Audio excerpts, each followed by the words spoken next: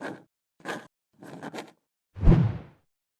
everyone, welcome to Chalk Talk. Today we're going to talk about software solutions for your business and the build versus buy dilemma. Two things that I know that you're already considering in that conversation are time and money. So a third thing, and a very important thing I want to make sure that we talk about, is business impact of the software itself. Looking at software solutions, if what you're looking to build or buy impacts your business as a core competency, if it's something that's a market differentiator or as a primary role in your business, then that's a situation in which you probably want to consider building a custom software solution.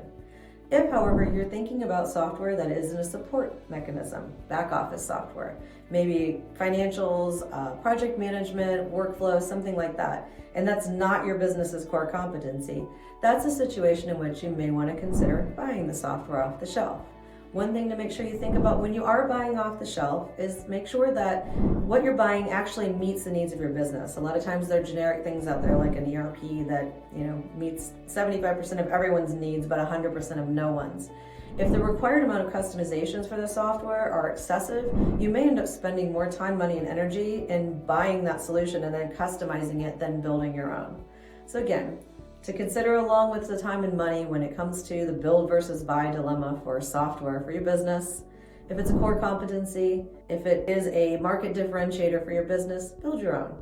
If it's something that's just a support mechanism and it's readily available in the market in a format that meets most of your business's needs, buy it off the shelf and spend your time and energy somewhere else. Thanks so much for joining us today. Until next time.